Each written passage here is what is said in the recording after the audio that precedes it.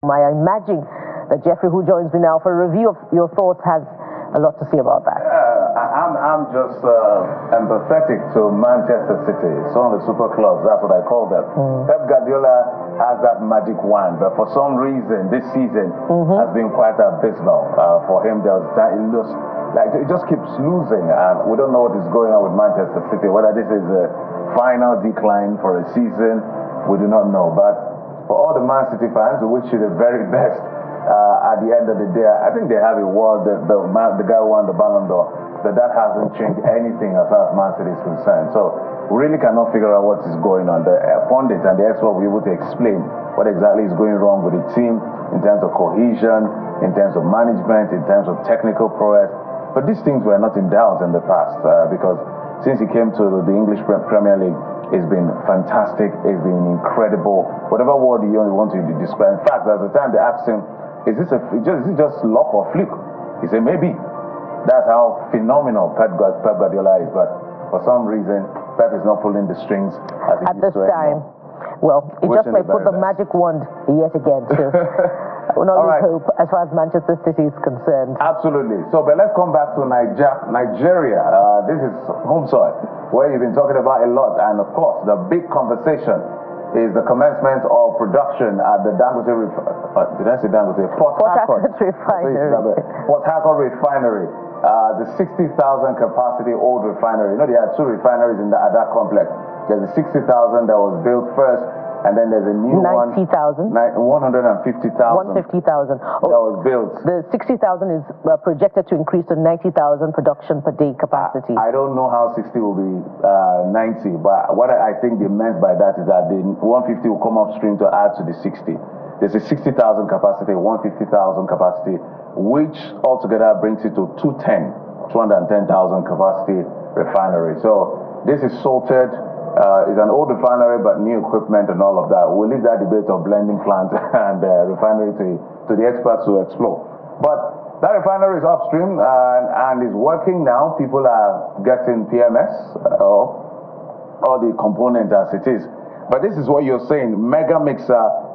You say congratulations to Nigeria with this government-owned refinery now back on stream. I hope the government that has said that it's for the amelioration of the sufferings of Nigeria, that Nigeria drastically reduces petrol price all over the place. At least there's nothing like Dangote Refinery petroleum or petrol monopoly in Nigeria anymore. Hopefully, no other excuse will come up. I will advise you, listen to the show and don't let your expectation be too high. All right. Finance Nomad said, in my opinion, since the crude oil belongs to Nigeria, products cost will be limited to conversion costs plus markups. This pump price must be materially low than Dangote's. At least for now, we don't have any official document or statement to say this is how much they are selling the PMS from that refinery. But we heard a marketer say yesterday that for truck, they're selling 1,045 naira to marketers, whereas Dangote Refinery is selling for 970 naira per liter. So, you know... That's the market, okay. The public institution should sell cheaper, if anything. So it falls way below expectation. Well, the reason I'm saying we should lower their expectation is that even if they produce, the 60,000, they refine the crude, and they get the PMS component, which is about 43%. If you do that in liters of PMS, it comes to about 4.38 million, which is slightly about 12% of our daily consumption in Nigeria. But from that document that they were using to refute the issue of whether it's blending or no blending, because they admitted there were blending going on. If they are producing 1.4 million barrels of 1.4 million liters of PMS a day, that is less than 5% of what we need as a country. As a country. So Dangote is still needed if we want to crash the price. A whole lot. Let's go to France. Have you read France, Nomad? Yeah, Harcourt Refinery says the 60,000 per barrel Port Harcourt Refinery is now running. This is a smaller unit. At least let's be happy after how many years? Yes, we're happy. Trust me. Hopefully, this development stays for a good long term, whilst the common people are able to feel its efficiency positively. Well, only one Santi, interesting name, has this to say. Good news Hopefully, this makes a turning point in boosting local refining capacity, reducing fuel importation, and easing the pressure on Nigeria's economy. The next step is ensuring efficiency and accountability in operations for long-term benefits. Peace be unto you.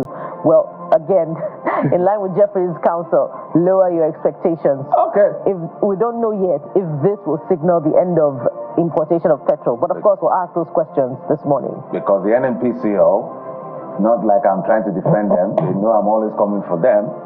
They've never promised cheaper fuel. They promise energy security, which means it will be available. Whether it is cheap or not, that will depend on a lot of factors, to the best of my knowledge.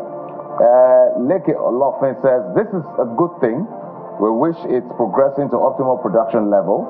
What about others? Yes, a security agency should make its production a top gear from saboteurs. I was very skeptical when Dangote Refinery announced PMS price reduction. Nigeria must surely get it right. So we're beginning to understand what exactly is happening, but of course we'll leave those deductions for later on the program. And let's get to the next talking point. It's still about NNPC, but on a different subject matter. NNPCL, Customs and FIS exceed revenue target and ranking 37 trillion. So who's the first user? Mr. Zar, who says, this increase in revenue came from increase in taxation. There you have it. Which means the government gets more money, the people get less. And we all know what the government does with money, which means the people are now actively funding them. So, the 7 trillion naira that Customs is reporting, of course, we know came on the back of high tariffs. 7 or 5? It's 5. 5 trillion naira. But they said they promised to do 20% extra of their targets. Yeah, well, so we know it came on the back of high tariffs, and Nigerian traders, importers, have had to suffer for it. Nigerians have, in fact, resorted to the purchase of Nigerian used cars rather than going for the usual importation of vehicles that we have seen. It's surprising that we're making so much money, yet we're going to borrow. That's the explanation Nigerians don't get. We're still borrowing, by the way. In this same year, we're going to borrow $2.2 billion. $2.2 billion. Because we had deficit, so you're exceeding your... Let's leave that for them. Kuro PK, that's like $22 billion. I guess that's what we wanted to say. The same amount as at January 2023 would have been 81 billion. So I'm confused, what progress did y'all make? All you did was accumulate more naira with way lesser value. And Mayor says 37 trillion is $21.3 billion. Good mathematician. Excluding money saved from petrol subsidy and other IGR, this amount should negate the need for further borrowing. 95% of the country's challenges could be resolved if corruption is effectively tackled. Now let's get things clear. Perhaps all of these monies do not come in at the same time, and the budget must be funded, but it doesn't also support the need for excessive borrowing if our debt profile is not reducing anytime soon. So we must get things right as far as revenue expenditure management is concerned. Okay, on your chat, Emeka says, then the government goes to borrow 2.2 billion, like I said. If they explain Nigeria to you and you understand, just know that the person did explain it well. People are saying it well. And it's difficult not to agree because some things are very confusing, which is why I repeat again until I'm tired of repeating. Governments under the leadership of Bola Tinubu, our president, stop information dissemination. Begin to communicate. There's ineffective communication with this government. They are great at information dissemination, but ineffective, in my view, of communication. That's why we have, you say something, we get confused. You say it the second time, we get confused even more. NNPC says we don't even believe. So it's a complex situation. So we need to be effective with our communication. Because I have the next one. And that's the next talking point. CBN increases interest rate to 27.5%. And Ask Faith Fatai says, the type of economy we run here can't even be explained by a professor of economics. GDP growth gain of yesterday to be eroded with the increased interest rate of today. Tomorrow, we will be looking for a way to strike a balance Well, the language here is not so... well, the GDP growth, if you drill deeper, it's not as exciting as I would have wanted to be. It's marginally increased, it's fine, but when we look at all the major drivers of the GDP, agriculture, the trade, and all of that, they marginally increase year on year, about 1%. So what are we really excited about? So sometimes, let me not go there before I look for trouble. Reality says CBN should just tell investors to look away from borrowing from banks. In this country, how can a startup business break even with 27.5% interest rate for existing entrepreneurs? They will only be working to meet up in paying loans. This is a very hard time for business owners. And indeed, Dr. Muda Yusuf did say yesterday that when you get to the banks, they're not even charging the interest rate as recommended by the CBN. They're charging well above. And how do you expect, a huge percentage of the real economy to survive under this kind of interest rate that is being charged? Well, when the CBN gives an interest rate figure, like now 27.5, there's an asymmetric corridor of plus 500, minus 100. On this one, the CBN may be telling you, if you want to collect money, if I'm giving you money, if you want to borrow from me, it's going to cost you a little more. But if I want to lend to you, it's going to cost you more. But if I'm borrowing from you, it's even going to be less. So why don't you go and stimulate the economy? So it's a bit dovish, not in a sense, although it's a hike at the end of the day. So all of this is what people are talking about, because when you increase interest rates, we bring on all these volatile short-term capital FPIs, which is why the banking sector is doing well, but our local economy suffers at the end of the day. So it's a complex thing for the CBN itself. And that's why we'll continue to ask why the banking sector is disconnected from the reality in the economy. And that's what I just explained. Yeah. Anyway, Bukola, you have the next one. Which is from Substance, who says, increased interest rate mean higher borrowing costs for individuals, making loans, credit cards, and mortgages more expensive. The tunnel is dark. No escape route anytime soon. CBN is fighting inflation. That's what they are saying. It has increased yet again. And it will increase. I don't think they will even bring it down by next year, January, when they meet. Chukwuemeka Naneya, sorry if I didn't pronounce that name correctly. Let me read from the screen. What business will give you 27.5% margin in today's business environment? The CBN do not lend to the public. If the banks borrow 27.5%, at what rate would they lend to the public? Ask Yemi Cardoso, that's the CBN governor, what happened to Citizens Bank he co-founded? You cannot use one parameter only. Okay, let's go to the next talking point. Or do we have one more? Just one more. Yeah, we have one more. Ogechukwu Chime, who says, and economy is doing well. GDP recorded growth. Unemployment declined. All are bobojis. That's a huge dose of skepticism. Well, this is an official figure. The only one I would never agree with is our methodology of the unemployment. It doesn't work here. Whoever advised us to do that, I don't think is helping us. I don't know what kind of job you'll do in Nigeria for 4 hours in a month that will even give you the amount to sustain you and your family, except you are an astronaut. It doesn't work here. So, yes, Yahaya Bello. Again, Yahaya Bello presents himself to the EFCC. So we have been asking, did he present himself or he was arrested? Whatever it is in their custody. Abi, that's what we wanted. So congratulations to the EFCC. We're tracking you, step 1. So prosecute the man, let him clear his name, or you find him guilty, he goes to jail. That's all Nigerians are asking for, and then collect our money if he's found guilty. All right, all the allegations you level against him. Finance, Norman says, but really, if you present yourself to the EFCC after months since the arrest warrant was issued, then I think it's belated. I know what the EFCC will do to ordinary citizens in this situation. Will the same be meted out to Yahaya Bello? Well, Mood says this morning, we await the conclusion of the matter. I say this because with situations like these, it's rare to see an outcome that actually brings any relief to the people.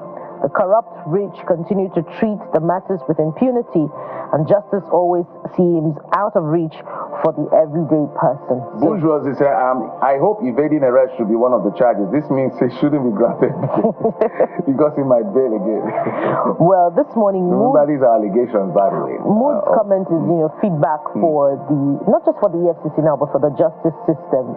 There is no justice significantly for the common man. If the approach to prosecution, all always is skewed in favor of the rich, where we have soft landings, where we have return of funds to the coffers, and we even have some of these people back into the political space not long afterwards. So it's feedback that we should all think about. But we have more talking points. Bourgeoisie, you've taken bourgeoisie. The wonderful thinker is the next user this morning, who says whether he was arrested or he submitted himself, he is now in EFCC custody. Happy Christmas in advance. But let's just reiterate the point that he is innocent until proven guilty. By the way, I was reading comments. People are saying they want him to hold that thing Yahoo Boys hold. You know that thing that, what's it called? Is it placard? No, it's not placard. Whatever that thing is, you know what it is? Whatever EFCC arrests you, they will now put your name, your crime, or what you're suspected. Some people are saying they want to see Yahaya Bello in that. Nigerians. All right, let's talk about Davido's comments in the US, where he talks about the fact that Nigerian economy is in shambles, and a lot of people came at him. Some even called him stupid and all of that. He said he has said what he has to say. Those are his realities. At the end of the day, you can say your reality. Some people are saying he's a cultural ambassador. He shouldn't have said that. There's been some back and forth. Some people are even saying they should cancel him in his concerts in Nigeria. Well, he says he's going to watch and see how that plays out. But he's spoken his own truth. Some people are saying keep your truth in your heart. As a cultural ambassador, you should have said it where you said it.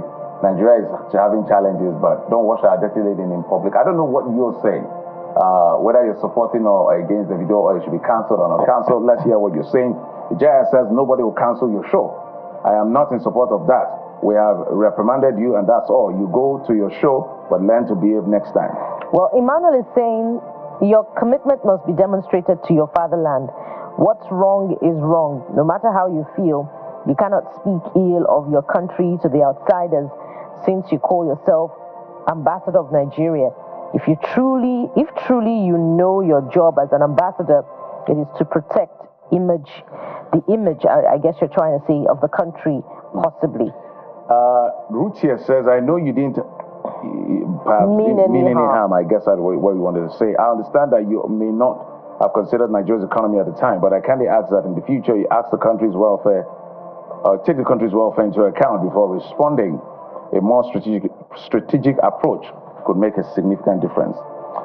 Okay, those are the thoughts we've been tracking as far as the social media of choice is concerned, which is X, and we will continue to explore what you are saying.